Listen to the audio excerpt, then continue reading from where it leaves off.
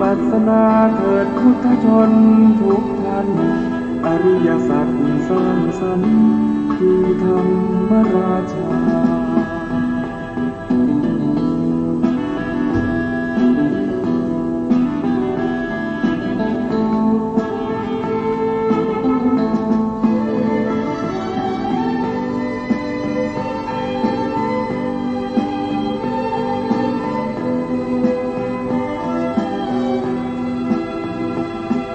เจริญปัญญาในมรรคองค์แปดเป็นหลักงามเลิศล้ำรู้เนื้อรู้ตัวไม่ตกต่ำฝึกจิตฝึกใจให้ดื่มด่ำรู้รูปรู้นามแยกธาตุแยกขันธ์มองเห็นในไตรลักษณ์ว่าไม่เที่ยงสภาพแปรผันให้คงเดิมเป็นไม่ได้แท้นั้นวิปัสสนาเถิดพุทธชนทุกท่านอริยสัจสร้างสรรค์คือธรรมราชา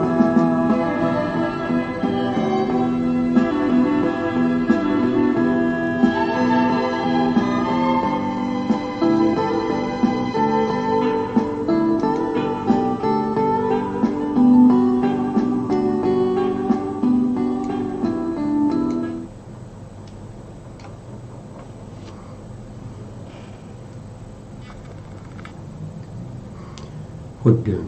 สรณังกัจฉามิธัมมังสรณังกัจฉามิสังฆังสรณังกัจฉามิกราบนมัสการพระมหาเถระพระสังฆาธิการพระเถรานุเถระสวัสดีท่านผู้ฟังและผู้ชมทุกท่านกลับมาพบกับรายการพระไตรปิฎกลอยฟ้าครั้งนี้เป็นครั้งที่24นะครับในเรื่องของเวทนานุปัสสนาสติปัฏฐานเวทนาก็เราก็รู้จักก็คือความรู้สึกที่เป็นสุขเป็นทุกข์หรือว่าเฉยๆนั้นเรียกว่าเวทนาทำไมเวทนาพระพุทธองค์จึงตรัสว่าเป็นสติปัฏฐานในเวทนานุปัสสนาซึ่งในสติปัฏฐานมีธรรมอยู่4หมวดมีเวทนาอยู่หมวดหนึ่งทำไมเวทนามีความสำคัญถึงเป็นข้อปฏิบัติที่ทำให้สัตว์ทั้งหลายเข้าถึงความบริสุทธิ์เข้าถึงความหลุดพ้นจากวัฏทุกข์เข้าสู่มรรคผลนิพพานได้เพราะว่าเวทนาเนี่ยเป็นธรรมที่รวมของเหล่าธรรมทั้งหลายไม่ว่าธรรมนั้นจะเป็นเรื่องของอารมณ์เป็นเรื่องของวัตถุแล้วก็เป็นเรื่องของวิญญาณ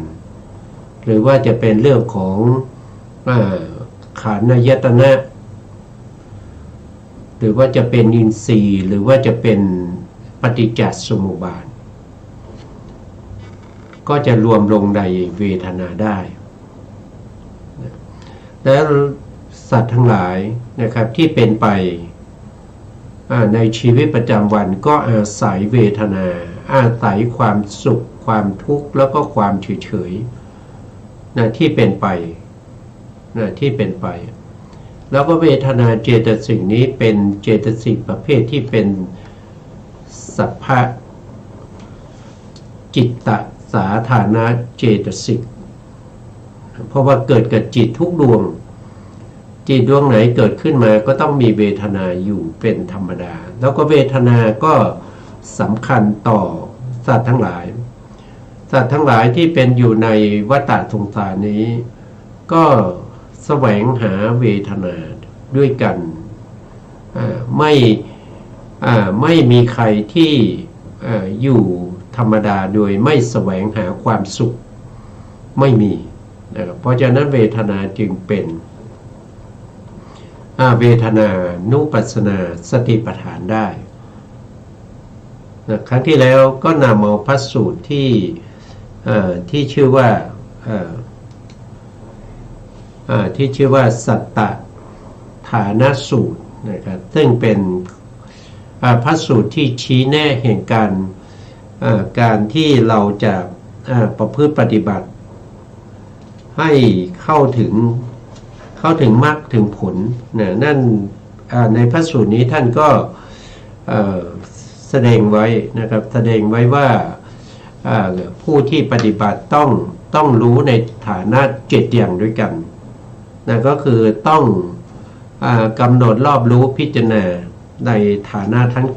7นะก็จะมี1ก็คือต้องรู้ชัดนะข้อที่1คือรู้ชัดแต่เมื่อเราพูดถึงเรื่องของเวทนาก็คือต้องรู้ชัดในเวทนาเวทนาเราต้องรู้ชัดยังไงก็รู้ชัดว่าเวทนานี้เป็นสภาพธรรมที่เป็นเจตสิกที่เกิดร่วมกับจิตอาศัยจิตเกิดขึ้นนะครับแล้วก็รู้อารมณ์เดียวกันกับจิตนะแล้วก็ดับพร้อมจิตอาศัยวัตถุเดียวกันกับจิตเกิดขึ้นเวทนาเป็นสภาพธรรมที่เกิดร่วมกับจิตในเขาเรียกว่าเป็นเจโตยุตตะก็คือลักษณะ4ก็คือเกิดพร้อมกันดับพร้อมกันรู้อารมณ์เดียวกันอาศัยวัตถุเดียวกันเกิดขึ้นต้องรู้ชัดแล้วก็ต้องรู้ชัดว่าเวทนาแต่ละอย่างนะครับมาจากไหนอย่างไรนะผัสสะอะไรที่เป็นเหตุเป็นปัจจัยให้เกิดเวทนานะครับเวทนาเราจะสังเกตเห็นเวทนาว่ามันเป็นสุขเป็นทุกข์หรือว่าเป็นอุเบกขาเราดูที่ไหนอย่างไรต้องรู้ชัดในเรื่องของเวทนา2ก็คือต้องรู้เหตุเกิดแห่งเวทนาเหตุเกิดแห่งเวทนานะครับที่เราศึกษาไปในพระสูตรนี้ท่านก็บอกว่าผัสสะเป็นเหตุให้เกิดเวทนาแต่ในบางที่ท่านก็จะอย่างเช่นในปฏิสัมภิทามรรคเนี่ยท่านก็บอกว่าเหตุ5ประการที่ทำให้เกิดผัสสะนั่นก็คือได้แก่อวิชชาได้แก่ตัณหาได้แก่กรรมได้แก่ผัสสะแล้วก็ได้แก่อาหาร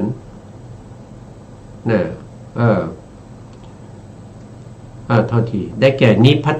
พติคือความเกิดขึ้นของเวทนานะครับรวมแล้วก็มี5อย่างก็คือ1ก็คืออวิชชานะครับเกิดจากอวิชชาเกิดจากตัณหา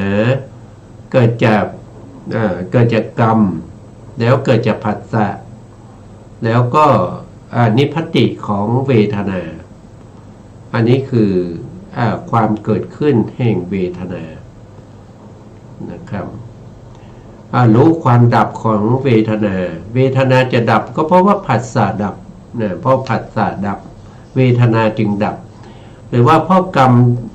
อวิชชาดับตัณหาดับกรรมดับผัสสะดับแล้วก็วิปริณามะ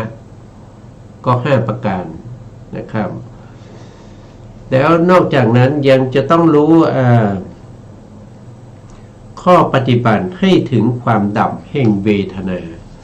ข้อปฏิบัติให้ถึงความดับแห่งเวทนานั้นก็คือได้แก่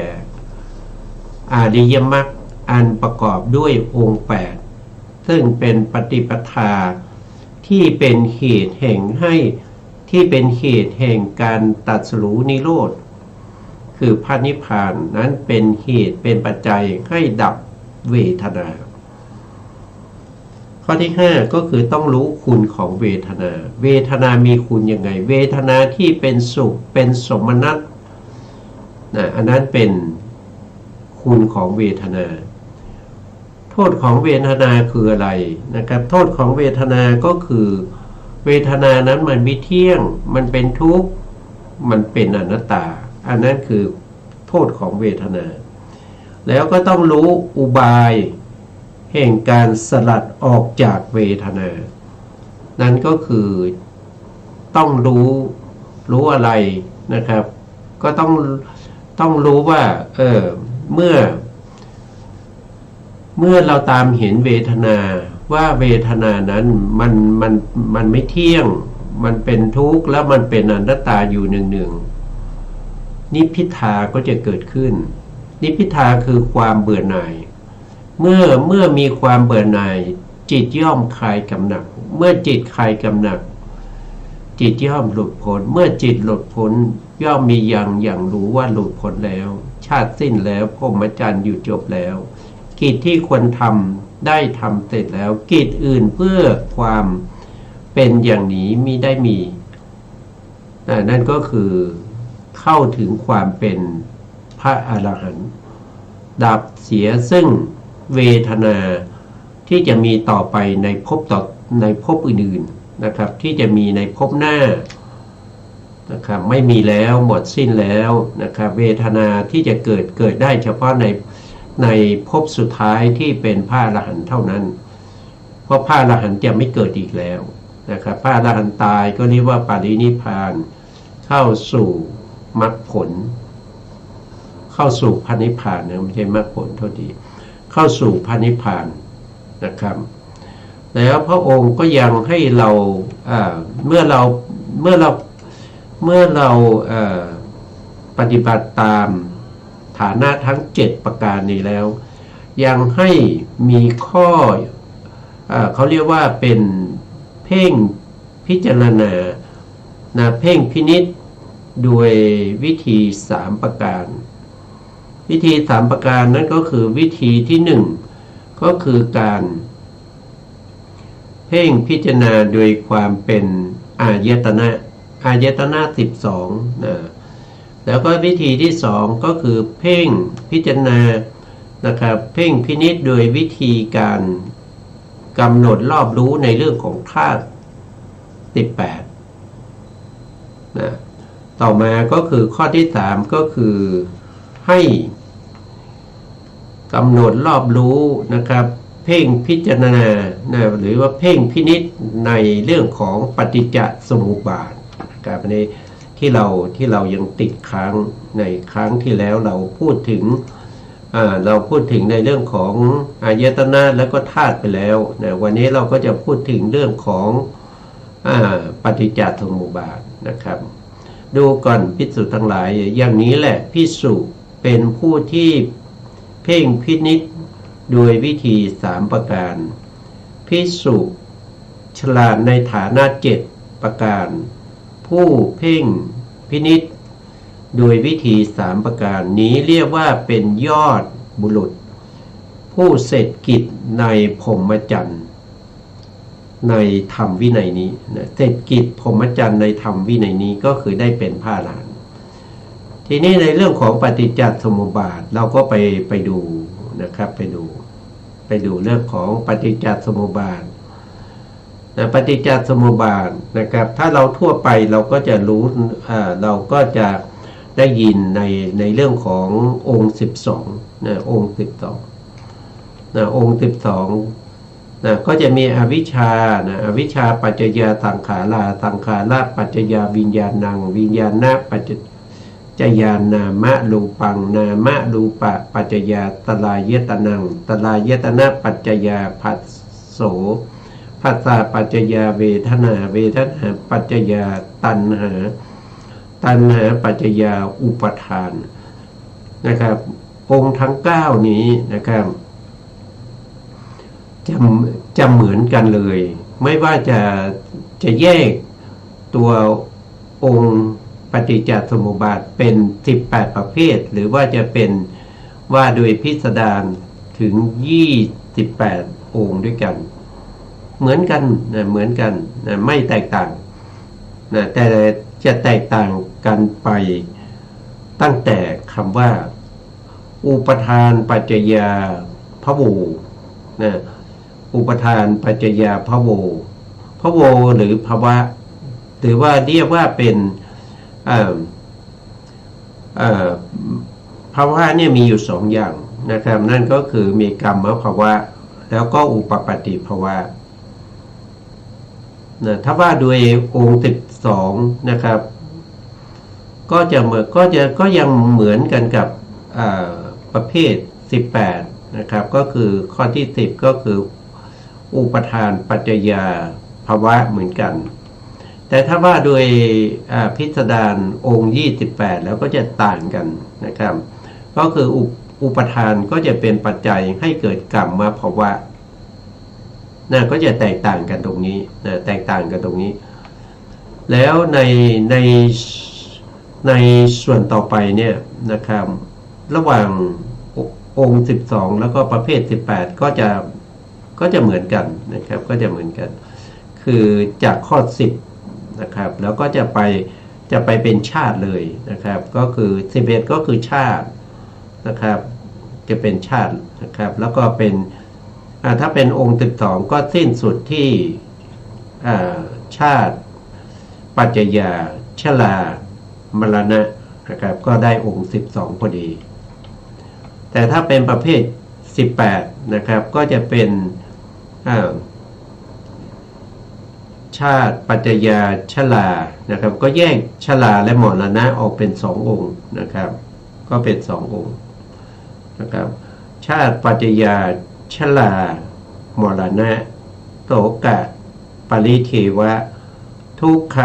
โทมนัสและก็อุปายาตะอันนี้ก็ว่าด้วย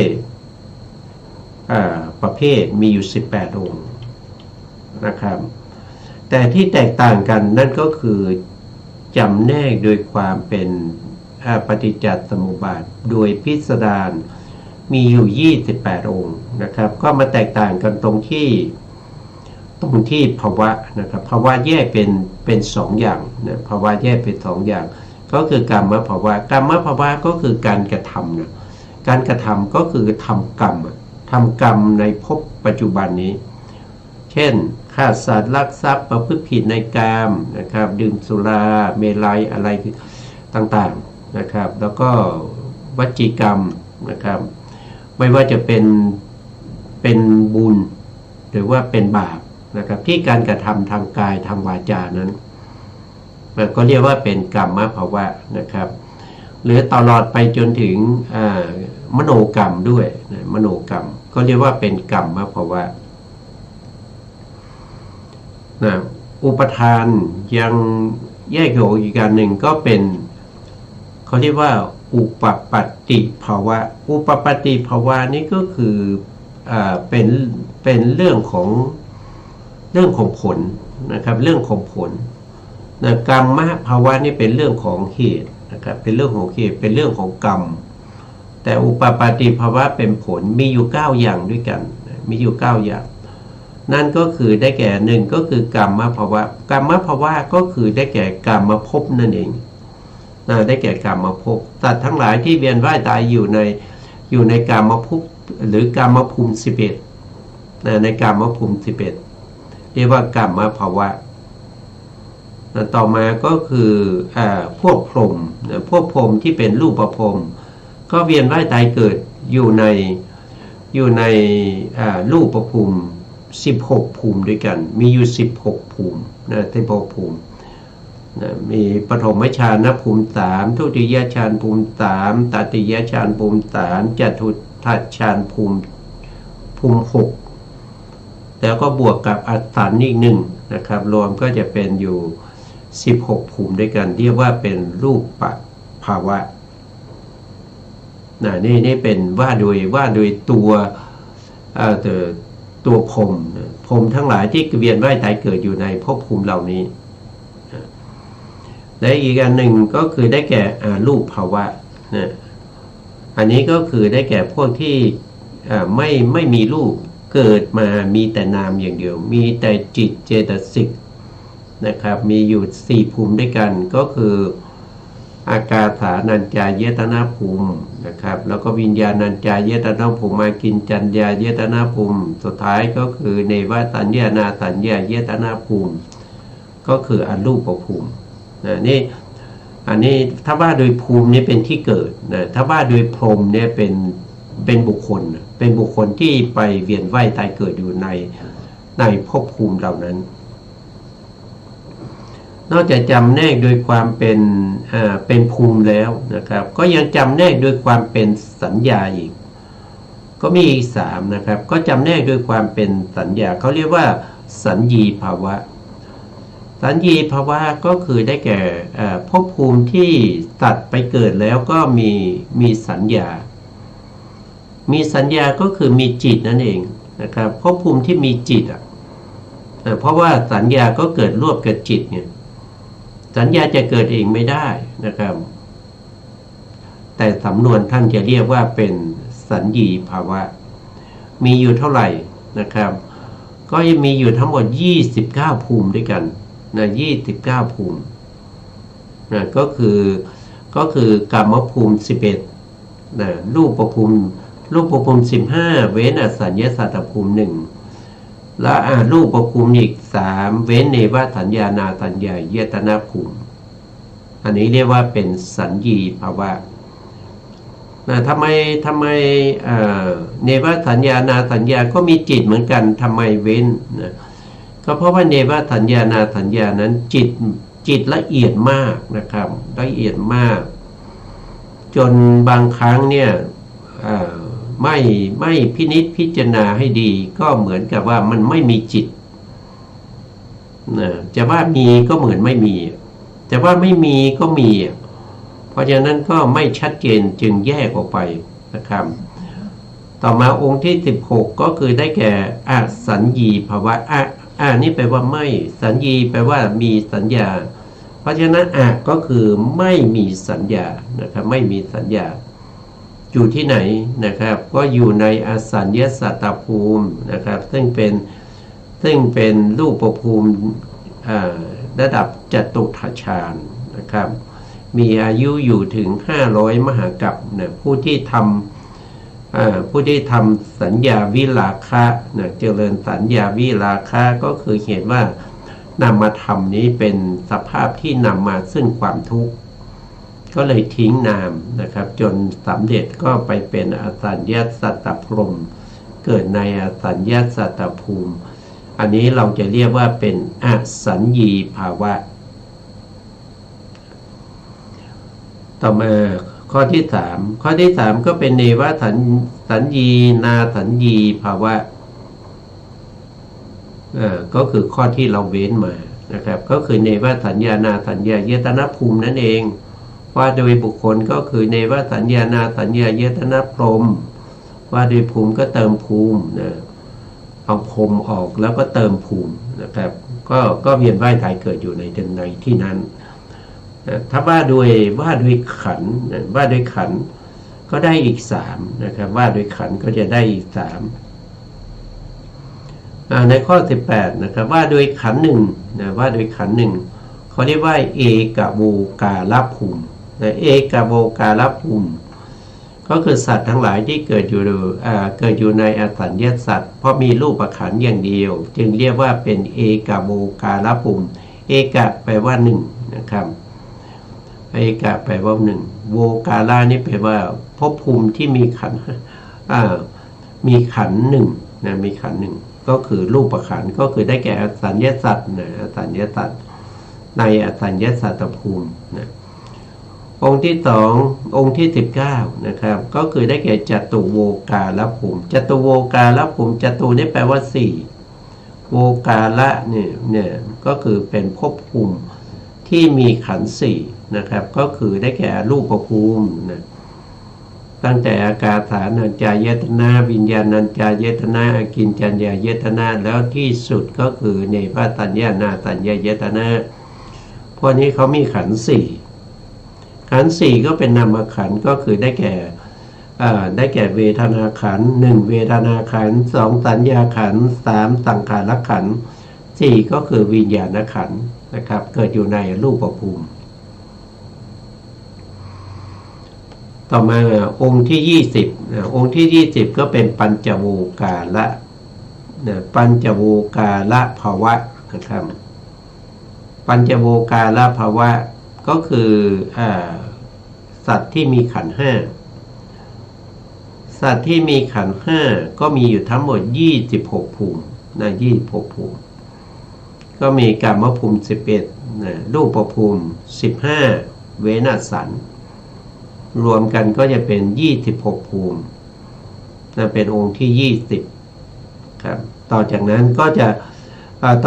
องค์ก็จะเหมือนกันเหมือนกันก็คือเหมือนกับองค์12มีชาตินะครับ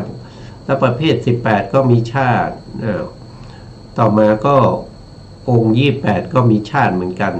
แต่ถ้านับจำนวนแล้วชาติในองค์28เนี่ยก็จะเป็นองค์ที่21นะครับ21นะแล้วต่อมาก็จะต่างกันจะต่างกันจากองค์12นี้ก็จะเป็นชรามรณะแต่ถ้าเป็นประเภท18ก็เป็นชรานะครับแล้วก็องค์โดยพิสดารก็ชราเหมือนกันนะครับก็จะเป็นชรามรณะโสกะปริเทวะทุกขะโทมนัสแล้วก็อุปายตะนี่คือปฏิจจสมุปบาทนะครับว่าโดยเหตุและปัจจัยของการเวียนว่ายตายเกิดนะครับที่เป็นไปในวัฏสงสารทั้งหลายโดยส่วนมากแล้วก็องค์28เนี่ยจะละเอียดกว่านะครับละเอียดกว่าแต่ถ้าผู้ที่เข้าใจแล้วเนี่ยก็ไม่จำเป็นที่จะต้องถึง28องค์เอาแค่12องค์ก็เข้าใจได้ก็ขึ้นอยู่กับอัธยาศัยของผู้ฟังนะครับหรือว่าของผู้ศึกษาเล่าเรียน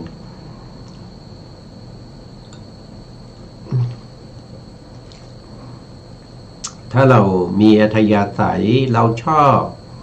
องค์12ก็เอาองค์12ถ้าเรามีอัธยาศัยแล้วก็ชอบประเภท10องค์18ก็เอา18ถ้าชอบแบบพิสดารเลยนะครับก็เอา28นะครับผู้ที่มีปัญญาเขาก็เอาน้อยๆนะครับเอาองค์12ผู้ที่มีเขาเรียกว่ามีศรัท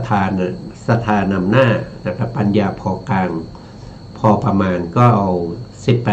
18ส่วนผู้ที่เข้าใจยาก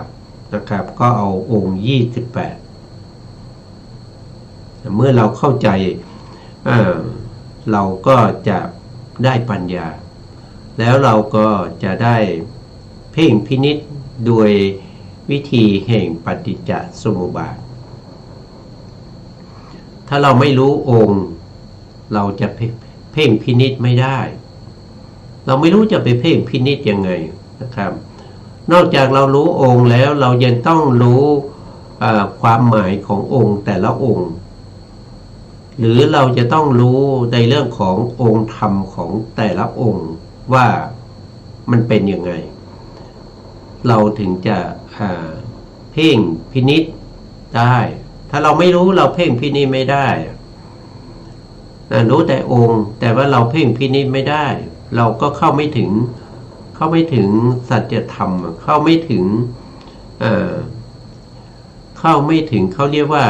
ปฏิจจสมุปบาทเนี่ยมีทั้งที่เป็นทุกขสัจมีทั้งที่เป็นสมุทัยสัจนะแล้วก็ดูดีๆเนี่ยก็มีทั้งที่เป็นนิโรธสัจแล้วก็มีทั้งที่เป็นข้อปฏิบัติให้ถึงความดับทุกข์นั่นก็คือมรรคสัจจะอยู่ในปฏิจจสมุปบาทนี้ผู้ที่มีปัญญาก็รู้ได้นะครับทีนี้เมื่อเรารู้องค์ทั้งหมด28นะครับเราก็จะต้องรู้ส่วนประกอบนั่นก็คือได้แก่องค์ธรรมได้แก่องค์ธรรมว่าอย่างเช่นอวิชชาเนี่ยอวิชชาเป็นปัจจัยให้เกิดสังขารเนี่ยมันคืออะไรนะครับมันคืออะไร ท่านก็บอกว่า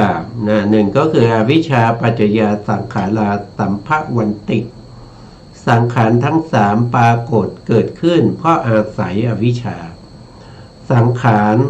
ารคือคือกรรมนะคือตัวองค์ธรรมเขาได้แก่ตัวเจตนาคือการกระทำนะครับการกระทำกรรมคือการกระทำไม่ว่าจะเป็นทางกายทางวาจาหรือทางใจก็ตามก็เรียกว่าสังขารเพราะอวิชชาคือความไม่รู้เพราะเราไม่รู้เราจึงทำถ้าเรารู้เราก็ทำกรรมประเภทที่ผลทุกข์แต่นี้เราไม่รู้เราจึงทำกรรมที่เราต้องเวียนว่ายตายเกิดอยู่ในวัฏทุกข์นี้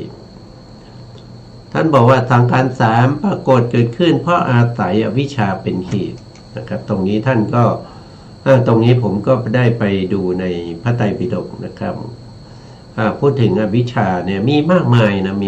แต่ตรงนี้รวมมาอยู่แค่6 เล่มนะ6 เล่มเนี่ยก็มากแล้วนะก็มากแล้วแต่วันนี้เราจะไม่ได้ศึกษาในเรื่องของอวิชชาสูตรในเล่มต่างๆนะที่รวมมา6 เล่มเนี่ยนะครับเราอันนั้นมันจะละเอียดไปนะละเอียดไปจริงๆแล้วคำสั่งสอนของพระพุทธองค์เนี่ยไม่ว่าจะเป็นสูตรไหนนะครับไม่ว่าจะเป็นสูตรไหน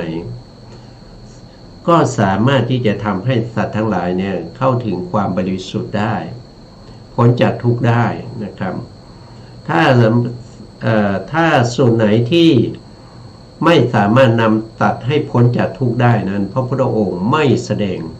พระพุทธองค์จะไม่ตัดธรรมที่ไม่มีประโยชน์นะครับจะตัดแต่สิ่งที่มีประโยชน์เท่านั้นนะเราจะมุ่งศึกษาเฉพาะในส่วนที่เป็นองค์ประกอบหรือองค์ธรรมของธรรมเหล่านั้นนะครับธรรมเหล่าไหนล่ะก็คือธรรมเหล่าที่เป็นองค์ธรรมองค์ปฏิจจสมุปบาท28นะครับท่านบอกว่าอวิชชาคือความไม่รู้1ก็คือทุกเขอายานังทุกเขอายานังก็คือความไม่รู้ในทุกข์บางคนอาจจะว่าผมก็รู้นะเรื่องของทุกข์เนี่ยจะว่าผมไม่รู้ไม่ได้นะครับแล้วท่านรู้ยังไงมันเป็นอริยสัจไหมมันเป็นสัมมาทิฏฐิหรือเปล่านะครับหรือว่ายังเป็นอวิชชาถ้าเป็นอวิชชาเรายังมีอวิชชาอยู่นั่นก็แสดงว่าเราไม่รู้หรอกเราไม่รู้นะครับทีนี้เราไม่รู้เนี่ยเราควรจะทำยังไงเราไม่รู้ก็ปล่อยไม่รู้หรือว่าเราจะศึกษาเพื่อความรู้แล้วก็แต่ละท่านแต่ละบุคคลก็เป็นสิทธิ์ของแต่ละบุคคลนะครับท่านบอกว่าทุกเขอายานังความไม่รู้ในทุกข์นะครับวงเล็บไว้ว่าทุกข์ในที่นี้หมายถึงกายิกทุกข์กายิกทุกข์คืออะไรกายิกทุกข์ก็คือทุกข์ทางกายเช่นปวดศีรษะปวดฟันปวดตาปวดแขนขานะครับทั้งหมดทั้งมวลที่เป็นไปทางกายนะครับนั่งนานก็ปวดนะนั่งนานก็ปวดนั่นก็เป็นกายิกทุกข์เจตสิกทุกข์เจตสิกทุกข์คืออะไรเจตสิกทุกข์ก็คือได้แก่ว่าโดยตรงก็คือได้แก่ทุกขเวทนาในทุกขกายวิญญาณจิตแต่ว่าโดยทั่วไปนะครับก็คือได้แก่พวกที่เป็นสมนัตโทมนัสแล้วก็อุเบกขานั่นแหละทำไมสมนัตยังเป็นทุกข์อยู่นะครับเพราะว่าพระองค์ตรัสว่าสมนัตเนี่ยที่มันเป็นทุกข์เพราะว่ามันมีการเปลี่ยนแปลงมันต้องมีการทนอยู่ในสภาพเดิมมันทนอยู่ไม่ได้มันต้องมีการเปลี่ยนแปลงนั่นคือทุกข์ถึงแม้ว่าจะเป็นสุขพระองค์ไม่ได้ปฏิเสธว่ามันไม่มีนะครับพระองค์บอกว่ามันมีแต่สุขนั้นมันน้อยเกินไปที่เราจะไปยึดมั่นว่าเป็นของเราเป็นของเราเป็นฉันเป็นอัตตาของฉัน มันไม่ควรนะครับ เพราะว่ามันสุขนิดเดียวเดี๋ยวมันก็ทุกข์แล้วนะเพราะฉะนั้นก็ถือว่าความสุขนั้นเหมือนกับลูกศรที่ปักอยู่ที่อกนะครับนั่นก็เป็นเจตสิกทุกข์นะครับแล้วก็ยังมีในพวกที่เป็นโลกียจิตอีกโลกียจิต81นะครับโลกียจิตก็คือจิตที่เป็นไปในโลกียะมีอยู่71ดวงนะ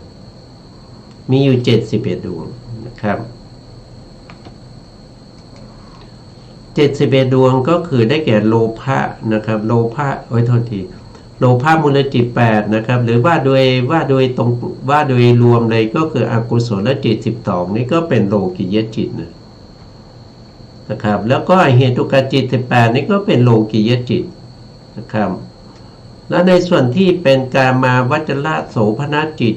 24มีมหากุศลจิต8มหากิยาจิต8มหาวิบาก8มหากิยา8รวมแล้วก็เป็น24เรียกว่ากา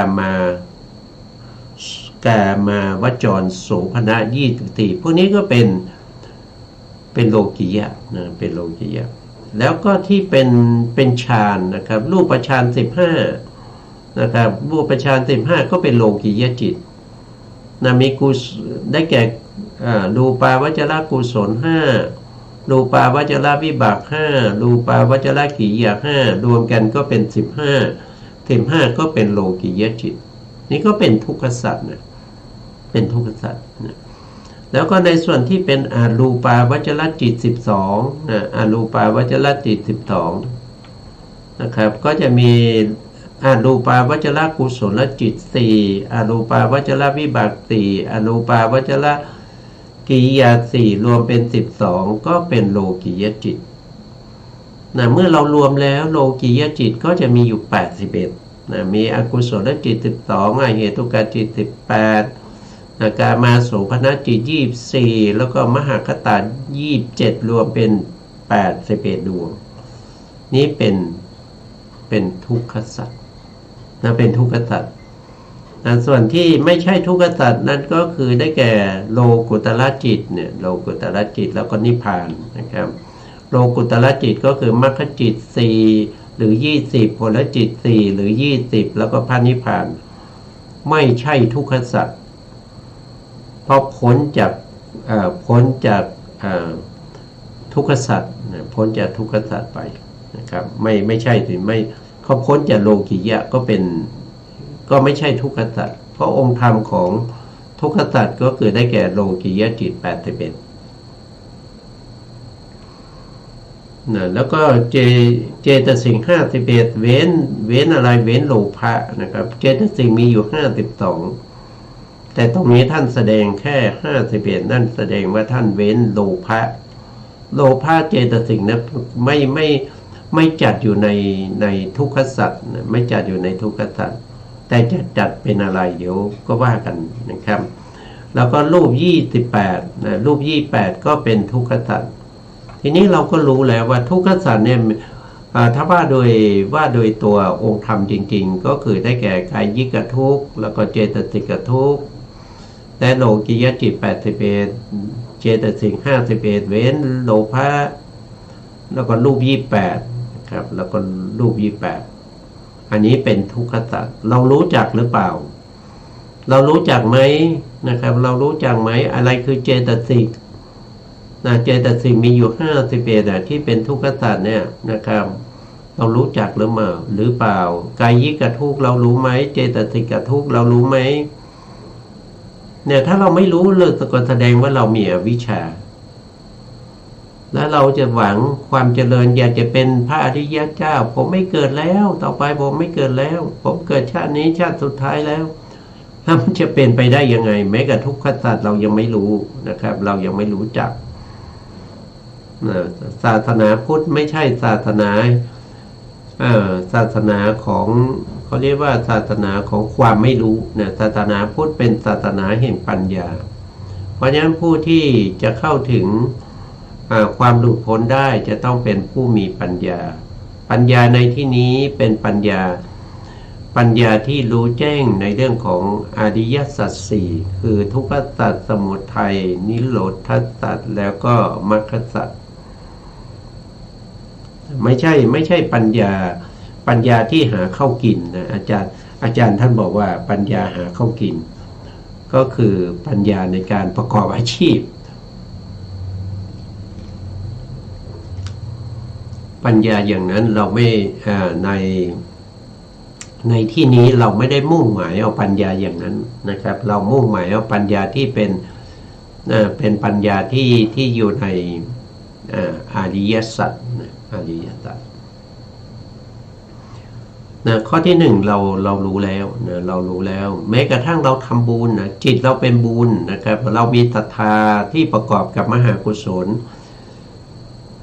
สภาพธรรมนั้นก็ยังเป็นทุกขสัจ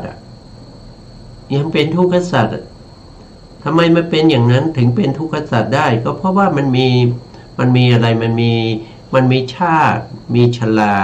ความแก่แล้วก็มันมีมรณะก็คือความดับเพราะไม่มีความเกิดความแก่แล้วก็ดับนี้แหละมันจึงเป็นทุกขสัจนะมันจึงเป็นทุกขสัจนะสิ่งไหนมีชาติชรามรณะเป็นธรรมดาสิ่งนั้นเป็นทุกขสัจแต่ก็ต้องมีการยกเว้นนะเดี๋ยวบางท่านจะถามว่าบางท่านจะถามว่าที่นี่โลกุตละจิตทำไมไม่เป็นทุกขสัจเพราะโลกุตละจิตจะมีชาติมีชรามีมรณะนะครับก็เพราะว่าโลกุตละจิตนั้นมันไม่เป็นเหตุให้เราเวียนว่ายตายเกิดมันไม่เป็นเหตุถึงแม้ว่ามันจะมีความมีชาติมีชรามรณะก็จริงแต่มันไม่ได้เป็นเหตุให้เราต้องเวียนว่ายตายเกิดไม่เป็นเหตุให้เวียนว่ายตายเกิดมันเป็นเหตุแห่งความสิ้นภพสิ้นชาติมันตรงข้ามกันเราจึงไม่จัดว่าเป็นทุกขสัจนะถึงแม้จะมีความเกิดความแก่แล้วก็ความตายหรือมีการเกิดแก่แล้วก็ดับก็ไม่จัดว่าเป็นทุกขสัจเพราะเป็นโลกุตละจิตโลกุตละจิตโลกุตละจิตก็คือมีมรรคสี่ผลสี่ถึงแม้ว่าจะมีการเกิดดับก็จริงแต่จิตเหล่านั้นไม่นำไปสู่การเวียนว่ายตายเกิดไม่เหมือนกับโลกียจิตโลกียจิตเนี่ยเป็นมูลเป็นเหตุแห่งการเวียนว่ายตายเกิดถึงแม้ว่าเขาจะไม่ได้เป็นสมุทัยแต่เขาเป็นส่วนหนึ่งนะครับเขาเป็นส่วนหนึ่งเป็นทั้งอารมณ์นะบางทีก็เป็นทั้งวัตถุบางทีก็เป็นที่อาศัยเกิดของโลภะมูลจิตเพราะฉะนั้นจึงจัดว่าเป็นทุกขสัจสองก็คือทุกขสมุทัยอาญานังทุกขสมุทัยอาญานังไม่รู้เหตุที่ทำให้เกิดทุกข์เพราะเราไม่รู้เหตุที่ทำให้เกิดทุกข์อะไรเป็นเหตุที่ทำให้เกิดทุกข์ท่านบอกว่ามีอยู่สองอย่างนะครับนั่นก็คือสมุทัยสัจจะได้แก่ตัวตัณหาอันนี้ตัวองค์ธรรมจริงๆเขาได้แก่ตัวตัณหานะที่เป็นเหตุให้เวียนว่ายตายเกิดนะครับตัวตัณหาเนี่ยเหมือนกับยางเหนียวที่เชื่อมภพที่แล้วติดกับภพนี้แล้วก็จะเชื่อมภพนี้ไปติดกับภพหน้ามันสืบทอดกันมันเหมือนกับกาวหรือเหมือนกับเชือกเหมือนกับโซ่ที่มันผูกให้ภพปัจจุบันนี้ติดกับภพหน้าติดกับภพหน้าอันนี้เขาเรียกว่าเป็นสมุทัยสัจได้แก่ตัวตัณหาตัวตัณหาได้แก่ตัวโลภะโลภะเป็นอะไรโลภะนี่เป็นเจตสิกนะครับโลภะเป็นเจตสิกนะครับโลภะเป็นเจตสิกดวงนี้ดวงนี้ นะอยู่ในอกุศลเจตสิกอยู่ในโลติกะเจตสิกสามแล้วก็เป็นประธานในโลติกะเจตสิกสามด้วยโลภะดวงนี้เป็นสมุทัยสัตว์นะเป็นสมุทัยสัตว์เป็นความจริงของพระอริยะตัวนี้แหละที่ทำให้เราต้องมีภพหน้าทำให้เราต้องมีการเวียนว่ายตายเกิดไม่รู้ที่สิ้นสุดตายแล้วเกิดตายแล้วเกิดตายแล้วเกิดอีกไม่มีที่จบไม่มีที่สิ้นก็เพราะโลภะมูลจิตดวงนี้ถ้าเรากำจัดโลภะมูลจิตดวงนี้ได้เราไม่ต้องไปเวียนว่ายตายเกิดอีกแล้วนะโลภะมูลจิตดวงนี้จึงชื่อว่าเป็นสมุทัยสัจจะก็คือได้แก่ตรงนี้ท่านว่าด้วยตัณหาหรือโลภะนี่มีชื่อหลายชื่อนะเรียกว่าตัณหาก็ได้นะครับหรือว่าเรียกว่าเป็นอะไรความยินดีความเพลิดเพลินความพอใจความอยากได้ความต้องการนะครับหรืออารตินะที่เข้าไปติดตัวที่เข้าไปติดถือว่าเป็นราคะอย่างเงี้ยก็เป็นโลภะนะครับก็คือตัวตัณหาทีนี้ตัวที่ยังเป็นเหตุให้เวียนว่ายตายเกิดอีกอย่างหนึ่งแต่ไม่ได้เป็นสมุทัยสัจจะเขาเรียกว่าเป็นสมุทัยแบบสามัญสมุทัยแบบสามัญนั้นท่านเรียกว่าเป็นก็คือได้แก่กิเลส9กิเลสปกติมีอยู่10นะกิเลสเนี่ยมีอยู่10นะครับท่านเว้นโลภะไปจึงเหลืออยู่9นะครับเพราะโลภะนั้นเป็นสมุทัยสัตว์ไปแล้วนะครับเพราะฉะนั้นสมุทัยสามัญจึงได้แก่ก็จึงได้แก่กิเลส9เว้นโลภะแล้วนอกจากนั้นอกุศลจิต12ก็ยังเป็นสมุทัยสัจจะจิตตุบาทนะครับสมุทคืออกุศลจิต12จิตตุบาทที่เกิดพร้อมด้วยกิเลส9เป็นสมุทัยสามัญนอกจากที่เป็นอกุศลแล้วยังมีกุศลอีกนะกุศลที่เป็นเขาเรียกว่าเป็นโลกิยกุศล17จิตตุบาทตรงนี้คือประกอบด้วยเจตสิกอื่นๆตามสมควรที่เขาจะเกิดได้หรือเรียกว่าเป็นสัมปยุตนั่นเองกุศลสัมปยุตหรือกุศลจิตตุบาทนะจิตตุบาทก็คือประกอบด้วยเจตสิกเรียบร้อยแล้วนะครับอันนี้ก็เป็นเหตุให้วิบากเกิดขึ้นนะมหากุศลเนี่ยเป็นเหตุให้เกิดวิบากก็คือได้แก่มหาวิบากอย่างเงี้ยนะมหาวิบากหรือว่าเป็นอาเหตุกาวิบากอย่างเนี้ยนะครับอย่างนี้นะครับเราทำอกุศลทำอกุศลแล้วนะครับก็ต้องไปเกิดในภพใหม่เวลาไปเกิดในภพใหม่ก็จะมีพวกที่เป็นจิตที่เป็นวิบากนะครับวิบากที่เป็นอกุศลวิบากอกุศลวิบากมีอยู่ทั้งหมด8ดวงนี้ก็จะปรากฏในภพใหม่ที่เราไปเกิดเนี่ยพวกนี้ก็จะไปปรากฏเป็นผลของอกุศลไปเกิดที่ไหนก็ไม่รู้นะโดยส่วนมากก็ไปอบายนะครับเพราะว่าเป็นอกุศลแล้วจิตในนำเกิดก็จิตดวงนี้นำก็จิตดวงนี้นำเกิดนะครับดวงนี้เรียกว่าเป็นอุเบกขาสันติระณะอกุศลวิบากนำไปเกิดในภพภูมิที่เป็นสัตว์นรกเป็นเปรตเป็นอสุรกายแล้วก็เป็นเดรัจฉานเกิดด้วยจิตดวงนี้ดวงเดียวเวลาเกิดแล้วได้เห็นได้ยินได้กลิ่นได้รสได้สัมผัสที่ไม่ดีก็จะเป็นอกุศลวิบากเนี่ยจะเกิดขึ้นเกิดขึ้นเพราะเป็นผลของอกุศลแต่ถ้าเป็นมาเกิดในมนุษย์เกิดเป็นมนุษย์เกิดเป็นเทวดานะครับหรือว่าเกิดเป็นพรหมบางอย่างนะครับ ก็ก็จะเกิดด้วย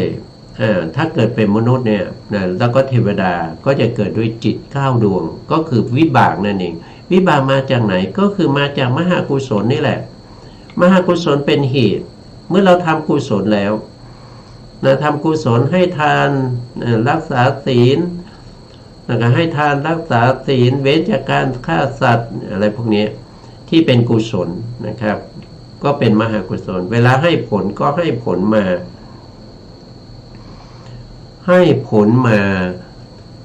ถึง17 ดวงด้วยกัน17 ดวงก็คือให้ผลเป็นมหาวิบากมหาวิบากก็จะมีอยู่เท่าไหร่มีอยู่8 ดวงนะครับแล้วก็ให้ผลมามีอยู่16นะครับให้ผลมาเป็นอเหตุกะนะอเหตุกะวิบากนะอเหตุกะกุศลวิบากนะครับอีก8 ดวงนะอีก8 ดวงก็จะมีจักขุเห็นในสิ่งที่ดีนะครับแล้วก็โสตะเห็นได้ยินเสียงที่ดีคานะได้กลิ่นที่ดีชิวหาได้รสที่ดีแล้วก็สุขากายะวิญญาณจิตนะได้อยู่ในที่อากาศดีๆนะครับกระทบสัมผัสที่ดีๆที่เป็นสุขนะครับแล้วก็สัมปติชนะสันติรณะแล้วก็สมนัสสันติรณะนะครับก็มีจิตอยู่9 ดวงเกิดเป็นมนุษย์ก็จะมีอุเบกขาสันติรณะตรงนี้1 ดวงนะครับที่เป็นอเหตุกะกุศลวิบากแล้วก็มหาวิบากอีก8 ดวงนะครับก็จะทำหน้าที่นำสัตว์ทั้งหลายไปเกิดในภพภูมิที่เป็นมนุษย์แล้วก็เทวดาแล้วถ้าเป็นกุศลที่พวกพรหมทำก็คือได้แก่รูปาวจรกุศลคือเขาได้ฌานเขาทำฌานจนสำเร็จแล้วเขาตายไปนะเขาตายไปก็จะมาเกิดเป็นพรหมด้วยรูปาวจรรูปาวจรวิบากนะ5 ดวงนี้ตามสมควรแก่ภพภูมิถ้ารูปก็ไปเกิดด้วยรูปาวจรวิบากเป็นผลของรูปาวจรกุศลวิบาก4นะครับก็ไปตามนี้ก็ไปตามนี้เพราะฉะนั้นจึงมีโลกิยกุศลจิตุบาทนี้ก็เป็นสมุทัยสามัญนะก็ไปเกิดเหมือนกันเกิดในอะไรเกิดในสุคติภูมิถ้าเป็นอกุศลก็เกิดในอบายนะครับแล้วตัวกรรมเหล่านี้เป็นตัวที่ส่งผลให้แต่ตัวที่เชื่อมให้พบติดกันนั้นก็คือได้แก่ตัวตัณหาถ้าไม่มีตัณหาแล้วนะครับก็ไม่ต้องไปเกิดแล้วก็ไม่ต้องไปเกิดถึงแม้ว่าเราทำกุศลไว้มากทำอกุศลไว้มากก็ไม่สามารถที่จะให้ผลในปฏิสนธิการก็คือไม่สามารถให้มีจิตดวงใหม่ในภพใหม่ไม่ภพใหม่ไม่มีแล้วสำหรับบุคคลที่ไม่มีตัณหาถึงแม้กรรมเก่ายังมีอยู่นะกรรมเก่ายังมีอยู่กรรมเก่านั้นเมื่อบุคคลนั้นนะครับไม่เกิดอีกตายแล้วก็เรียกว่าเป็นปรินิพพานนะไม่เกิดอีกกรรมที่เหลือเหล่านั้นก็เป็นอโหสิกรรมไปนะเป็นอโหสิกรรมไปนะครับไม่ต้องเกิดพอไม่เกิดก็ไม่มีขันธ์ที่จะรองรับผลของกรรมอีกนะครับก็เป็นอโหสิกรรมไปอันนี้ก็เป็นเขาเรียกว่าทุกขสมุทัยเยอาญานังคือถ้าไม่รู้อย่างนี้ก็ถือว่าบุคคลนั้นมีอวิชชาถ้ารู้อย่างนี้มีวิชาหรือยังก็ยังไม่แน่นะครับก็ยังไม่แน่เพราะว่ายังไม่รู้ทั่วถึงนะครับไม่รู้เฉพาะบางอย่างก็ยังไม่สามารถที่จะเข้าถึงวิชาได้นะครับมีวิชาบางอย่างมาเพราะฉะนั้นก็ยังต้องเวียนว่ายตายเกิดเพียงแต่ว่าการเวียนว่ายตายเกิดนั้นอาจจะมีภพที่ไม่มากนะครับแทนที่เราจะต้องไปเกิดอีก นะครับ เป็นอเนกชาติก็ไปเกิดยังจะต้องไปเกิดอีกเท่าไหร่7 ภพชาติอย่างเงี้ยนะครับเป็นโสดาบันก็จะไปเกิดอีก7 ภพภูมิไม่ต้องไปเกิดอีกเป็นอเนกชาติเพราะว่าโสดาบันนะครับหรือโสดาปฏิมักก็จะกำจัดภพชาติที่เกินกว่าตั้งแต่ภพที่8เป็นต้นไปนะก็จะถูกกำจัดหมดนะครับก็จะเหลืออยู่7 ภพ7 ภพนั้นคือมาเกิดเป็นมนุษย์เทวดานะครับแต่ถ้าไปเกิดเป็นรูปประพรหมเนี่ยเขาอาจจะเกิดได้หลายภพนะครับอันนั้นก็แล้วแต่นะครับแล้วแต่ความอัธยาศัยและความปรารถนาของพระโสดาบันเหล่านั้นอันนี้ก็คือสิ่งที่ท่านเรียกว่าเป็นอวิชชาคือความไม่รู้นะวันนี้เวลาหมดนะครับสุดท้ายนี้ก็ขอกราบขอบพระคุณพระครูสมุทรวิสุวัฒน์วรกิจโจผู้อำนวยการสถานีวิทยุเพื่อการศึกษาพระพุทธศาสนาและวัฒนธรรม FM 104.5 เมกะเฮิรตซ์วัดฝายหินจังหวัดเชียงใหม่และขอกราบขอบพระคุณพระครูปริยัติยานุศาสตร์ขอบคุณท่านผู้ฟังและผู้ชมทุกท่านที่ให้เกียรติติดตามในรายการพระไตรปิฎกลอยฟ้าพบกันใหม่ในครั้งต่อไปครับวันนี้เวลาหมดลาไปก่อนครับสวัสดีครับไม่ได้แค่นั้นวิปัสสนาเถิดพุทธชน